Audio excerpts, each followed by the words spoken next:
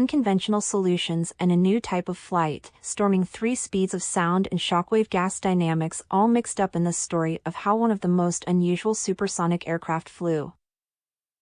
The XB-70 Valkyrie supersonic bomber, built by American aerospace company North American Aviation, made its maiden flight on September 21, 1964. In the USA, the X designation is customary for experimental aircraft, while the B index classifies the machine as a bomber.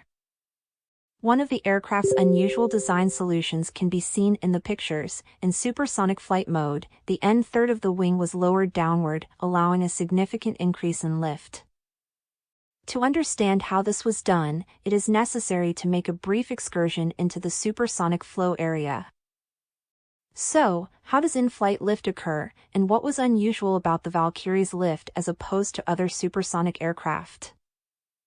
The Valkyrie's speed is faster than a bullet from the Army's Dragunov sniper rifle, so high that the Mach cone angle diverging from the nose of the aircraft is only 38 degrees. Such a narrow cone of shockwave would hit the leading edges of the wingtips, creating braking pressure and additional heating of the already hot edges to 330 degrees in that area.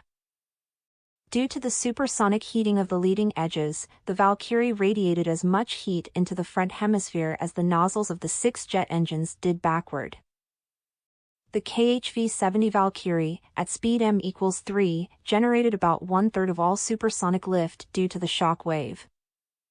It was the only airplane that used the lift from the shock wave, practically riding the wave.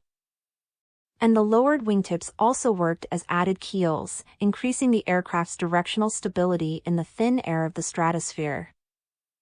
As the test program progressed with gradual increases in altitude and speed on the XB-70, more Mach number flight data was gained, including Mach equal to 3, at which both built Valkyries flew a combined total of less than 2 hours. But on June 8, 1966, disaster struck. A fighter flying nearby collided with XB-70 No.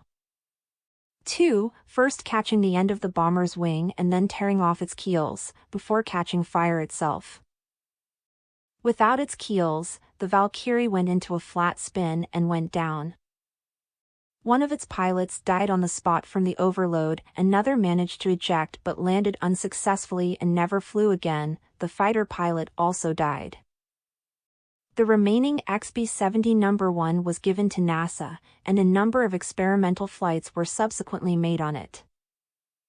The plane flew for the last time on February 4, 1946, and was left in perpetual storage at the National Museum of the United States Air Force in Ohio. Nevertheless, the idea of riding the shockwave has not been forgotten. Half a century later, the shockwave on the surface of the apparatus again began to create lift.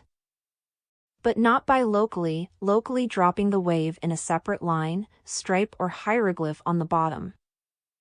Today, hypersonic vehicles are being designed with their entire surface encircled by a solid shockwave combined with a boundary layer. But that's another story altogether.